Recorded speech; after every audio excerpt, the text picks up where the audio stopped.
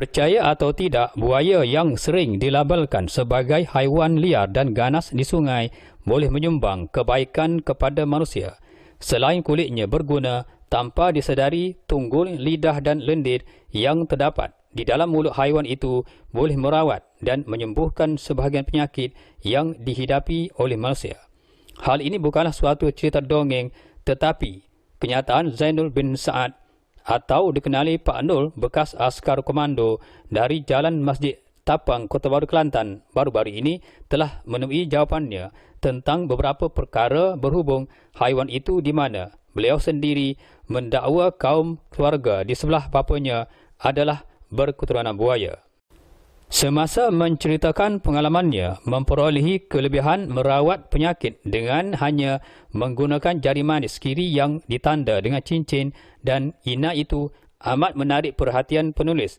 Apatah lagi beliau tidak ingin dikenali sama ada seorang pawang, dukun maupun bomoh. Peristiwa itu berlaku di daerah kelahirannya di Kampung Kuala Perlis, di mana ketika itu beliau masih lagi berusia 11 tahun.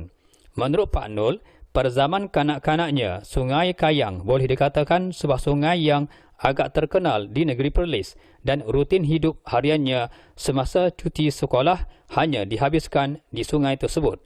Menurutnya lagi, sejarah aliran air Sungai Kayang yang bermula dari muaranya mengalir masuk ke Sungai Perlis. Di sebelah kanan muara sungai itu terdapat sebuah batu yang dinamakan Batu Nasi Sebungkus. Manakala turun ke bawah menghala ke Laut Kuala Perlis, terdapat sebuah lagi batu dinamakan Bukit Batu Buaya. Jarak di antara kedua-dua batu tersebut kira-kira 1 kilometer. Pada dasarnya, apabila berlaku kemarau, Sungai Kayang akan kering terutamanya pada bulan Januari hingga Mac setiap tahun. Apabila sungai kering, ramai di kalangan penduduk di situ pergi ke lubuk di sungai tersebut untuk mencari ikan yang terperangkap di dalam lubang dengan cara meraba. Jika ada rezeki, dapatlah dijadikan lauk pada hari itu. Semasa sedang mencari dan menangkap ikan di sungai itu, beliau terpandang seorang tua yang begitu dikenali dan amat disegani oleh penduduk di kampungnya, itu bernama Pak Anjanglah, berusia kira-kira 70 tahun. Dalam aktiviti mencari ikan, Pak Nul tidak memperolehi walau seekor ikan pun. Sebaliknya beliau kagum dengan kehebatan Pak Anjanglah yang dapat menangkap ikan menggunakan tangannya dengan mudah. Sekali seluk dapat seekor udang galah. Seluk kali kedua dapat ikan sehingga raga yang dibawanya penuh dengan ikan. Agak lama beliau berfikir tentang kehebatan Pak Anjanglah dapat menangkap ikan. Tetapi mungkin tangan Pak Anjanglah sebesar manakala tangannya kecil kerana ketika itu beliau masih lagi kanak-kanak, tidak mengizinkannya untuk mendapatkan ikan tidak sebagaimana Pak Anjanglah. Ketika sedang memerhatikan Pak Anjanglah menangkap ikan, dengan tiba-tiba pandangannya tertumpu kepada tangan Pak Anjanglah didapati bergetar dan keadaan air di kawasan lubuk buaya itu berolak dengan kuat. Setelah diamatinya, rupa-rupanya Pak Anjanglah tertangkap kepala seekor buaya di lubuk itu lalu mengangkatnya dan dikilas tangan buaya itu ke depan dan mengilas kaki buaya itu ke belakang badannya. Buaya itu terdiam dan tidak dapat berbuat apa-apa seperti dikunci. Pak Anjanglah kemudiannya membawa buaya yang telah ditangkapnya itu dan diletakkannya di atas tebing. Hairannya, buaya tersebut sebenarnya masih lagi hidup tetapi tidak dapat bergerak. Pak Anjanglah kemudiannya memanggil ke semua kanak-kanak seramai 12 orang yang ada di sungai itu termasuk Pak Nul dan 3 orang sepupunya ke arahnya. Pak Anjanglah melebarkan mulut buaya itu dan meminta kanak-kanak yang berani supaya menghulurkan tangan ke dalam mulut buaya itu. Tetapi tidak ada seorang kanak-kanak pun yang berbuat demikian kerana takut. Setelah dihitung oleh Pak Anjanglah, hanya Pak Nul sahaja yang belum lagi mencuba. Nul, mari sini. Pak Anjanglah membahasakan dirinya Nul supaya berbuat demikian dan tidak perlu berasa takut dengan buaya itu. Takut panjang, ujarnya menolak. Permintaan panjanglah kerana bimbang digigit gigi buaya yang kelihatan tajam. Mari, tak apa, orang lain tak mahu belaka. Hang seorang saja, desak panjanglah meminta Pak Nol tidak menghampakan permintaannya. Beliau pada masa itu sedang berfikir tangan mana yang patut dihulurkan, sama ada tangan kiri ataupun tangan kanan. Lebih baik tangan kiri, nanti tangan kanan tak boleh menulis. Bisik hatinya kerana pada masa itu, beliau masih menuntut di Sekolah Kebangsaan Kayang. Jika digigit buaya, tangan kanannya itu sudah tentu dicera dan tidak lagi dapat digunakan untuk menulis di sekolah. Menurut Pak Nol lagi, atas desakan Pak Anjanglah, beliau terpaksa berbuat demikian di antara takut dan tidak ingin menghampakan kehendak Pak Anjanglah itu. Lantas beliau menyeluk tangan kirinya ke dalam mulut buaya itu dengan perlahan-lahan. Kalau seluk itu biar jumpa satu benda yang rasanya seperti berbuku, kemudian ramas sehingga berair, berlendir dan berminyak. Setelah terasa berlendir, tarik semula tangan keluar dari mulutnya. Nasihat Pak Anjanglah seperti menunjuk cara yang betul yang patut dilakukannya. Setelah terasa tangannya tersentuh suatu benda berbuku sebagaimana yang dimaksudkan, beliau meramas-ramasnya sehingga berair dan berlendir, lalu menarik tangannya keluar dari mulut buaya tersebut. Tangannya yang dipenuhi lendir dari mulut buaya itu ditunjukkannya supaya Pak Anjanglah berpuas hati. Dalam keadaan tangannya yang banyak dipenuhi lendir itu, Pak Anjanglah meminta beliau supaya tidak mengusiknya atau mencucinya. Hang jangan buat apa-apa dengan tangan itu. Hari ini Hang tak usah cari ikan. Ambil ikan dalam raga aku tu, pinta Pak Anjanglah sambil mengambil ikan dari dalam raganya lalu dimasukkan ke dalam raga Pak Nol. Selagi tak kering yang ada di tangan ni, jangan mandi dan jangan basuh, sambung Pak Anjanglah sambil menunjukkan ke arah lendir yang memenuhi tangan kiri Pak Nol. Hal demikian turut dimaklumkan oleh Pak Nol kepada ibunya. Siapa yang bagi tahu? Soal ibunya kehairanan. Pak Anjanglah yang bagi tahu, sebab katanya suatu hari nanti boleh tolong orang. Cetus Pak Nol menjelaskan perkara pelik kepada ibunya ketika zaman kanak-kanaknya itu. Tambah Pak Nol lagi, disebabkan keletihan, beliau terus tertidur. Lendir yang masih basah dibiarkan kering dengan sendirinya ketika beliau tidur. Setelah terjaga dari tidurnya, beliau memaklumkan kepada ibunya bahawa lendir di tangan kirinya itu telah kering untuk membolehkannya mandi. Pak Anjanglah beritahu apa lagi? Soal ibunya lagi.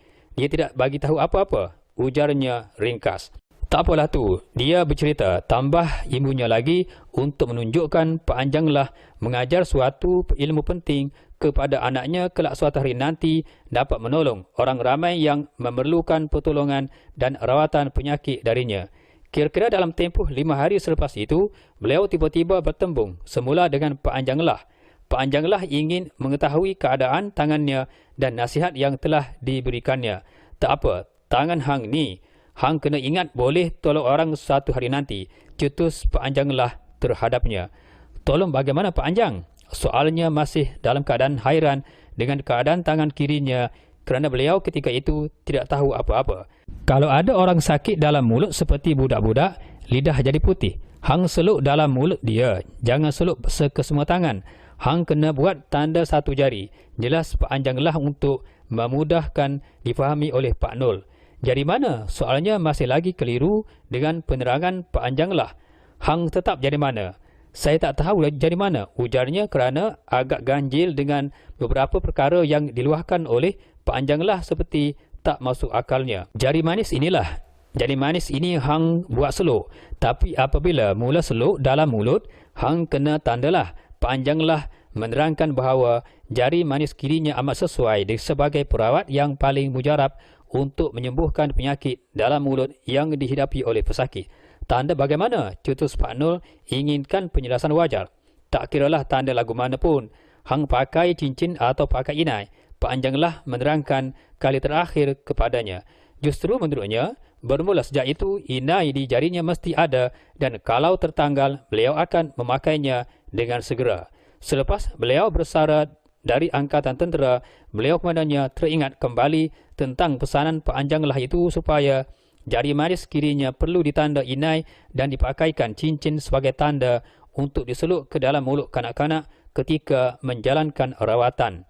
Selain itu katanya, terdapat ayat-ayat yang beliau temui di dalam Al-Quran seperti surah Al-Kawthar turut digunakannya sebagai kaedah paling berkesan ketika memberikan rawatan dan semasa menyediakan air penawar penyakit. Ini kerana menurutnya, Al-Kawthar adalah air daripada syurga. Semasa menyediakan air penawar penyakit, dia membuat air biasa seperti air perigi sebagai pertalian dengan air di syurga itu dengan meniatkan air tersebut untuk menyembuhkan penyakit. Di antara beberapa penyakit yang boleh dirawat dan disembuhkan menggunakan sentuhan jari manis kirinya yang melibatkan kanak-kanak seperti orang-orang dewasa seperti guam, serawan, sakit gigi, penagihan najis dadah dan sindrom Down. Menurutnya penyakit guam yang sering dihidapi oleh orang-orang dewasa amat berbahaya. Si pesakit perlu beringat terutamanya selepas beliau menyelup ke dalam mulut pesakit untuk mengelakkannya tertelan. Banyak rawatan telah diberikan kepada orang ramai yang memerlukan khidmatnya. Beliau pernah merawat gadis keturunan Siam yang menderita sakit dalam mulut. Setelah dirawat menggunakan jari manis kirinya, didapati penyakit tersebut sembuh dengan cepat. Hal itu agak menghairankan gadis Siam itu dan telah mengunjungi rumahnya bersama suami dan anak-anaknya tanda mengucapkan terima kasih kerana menganggap jari manisnya mempunyai kuasa luar biasa. Namun suatu pengalaman paling berharga yang tidak dapat dilupakan oleh Pak Nur sehingga hari ini ialah ketika memberikan rawatan kepada seorang kanak-kanak di sebuah klinik kesihatan. Ketika itu, beliau menetap dan bekerja di Hulu Kelantan. Terlihat mulut kanak-kanak berkenaan yang didapati berair dan melilih keluar dari mulutnya untuk menunjukkan kanak-kanak tersebut menanggung kesakitan yang hanya dirasai oleh dirinya sahaja. Pelbagai ubat dari klinik berkenaan ditelannya sebagaimana yang diarahkan. Namun, kesakitan tersebut tidak juga menunjukkan tanda-tanda akan sembuh. Kerana kasihankan melihat penderitaan kanak-kanak itu, beliau menghulurkan bantuan untuk menyembuhkan penyakit mulut kanak-kanak berkenaan. Aneh bagi bapa kanak-kanak tersebut kerana hanya dalam beberapa minit sahaja kesakitan tersebut hilang. Bukan itu sahaja, menurutnya bapa kanak-kanak tersebut memintanya untuk menyediakan air penawar. Di jajahan Gua Musang, terutamanya di kawasan Paluh 1, Paluh 2 dan Paluh 3, menggunakan khidmatnya sebagai alternatif tradisional yang paling berkesan dan menakjubkan untuk menyembuhkan penyakit yang didertai oleh kanak-kanak dan warga tua di kawasan tersebut. Selain itu, menurut Pak Nur, beliau pernah merawat penyakit dalam mulut yang didertai oleh anak seorang pembantu perubatan yang pernah memberikan amaran kepada anaknya itu supaya tidak mendapatkan khidmat bomoh. Jika degil, anaknya itu dilarang pulang ke rumah. Kerana akur dan takut dimarahi, anaknya itu dimasukkan ke pusat perubatan HSM selama seminggu. Kebetulan anak saudara Pak Nur pergi melawat anak pembantu perubatan itu dan menyarankannya mendapatkan khidmat rawatan secara tradisional atau kampung. Pada mulanya, dia menolak kerana bimbang diketahui oleh bapanya. Tetapi setelah dipujuk berulang kali, pesakit berkenaan bersetuju sebagai satu usaha untuk mencegah kesakitannya yang turut membebankannya untuk makan dan minum walaupun perut terasa lapar dan dahaga. Pada petang esoknya, sambil berbual dengan pesakit itu, Pak Nur menggunakan kaedah tradisional itu. Hanya dalam masa 15 minit sahaja, pesakit berkenaan dapat minum air tanpa merasa sebarang kesakitan lagi. Menurut Pak Nur lagi, setakat beliau memberikan khidmat rawatan itu, beliau tidak pernah mengharapkan sebarang bayaran daripada pesakit. Hanya niatnya adalah untuk menolong orang semata-mata. Tetapi jika ada pesakit didapati segan kerana tidak ingin dianggap mendapatkan rawatan percuma, beliau hanya menerima dalam bentuk benda sama ada makanan seperti biskut, gula dan sebagainya.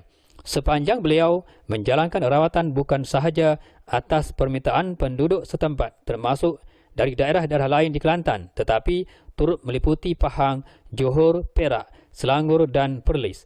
Dalam masa yang sama, beliau tidak lupa tentang beberapa pesanan Pak Anjanglah yang disematkan kukuh dalam sanubarinya. Kata-kata Pak Anjanglah seolah-olah masih baru dalam ingatannya. Kalau tolong budak-budak dan orang tua, jika ada orang sakit dalam mulut, hang jangan ambil duit. Pesan Pak Anjanglah kepadanya dan diulang sebanyak 3 kali. Aku dah bagi kat hang ikan ni sebagai pengkeras. Hang kena tolong saja. Kata-kata itu masih terngiang-ngiang di cupang telinganya sewaktu Pak Anjanglah memasukkan ikan yang ditangkapnya ke dalam raga Pak Nul sewaktu zaman kanak-kanaknya dulu sehingga hari ini. Kalau pakai inai, mesti sentiasa ada ketika berubat. Jangan mengaku kita ni bomoh ataupun dukun. Kita niat nak tolong saja, pesan Pak Anjanglah.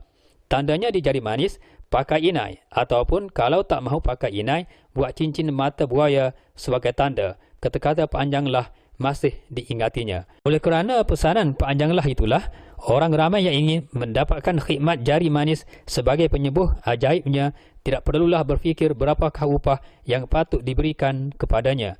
Beliau hanya ingin menolong, memulihkan dan menyembuhkan pesakit yang memerlukan pertolongannya sahaja tanpa mengharapkan sebarang bayaran.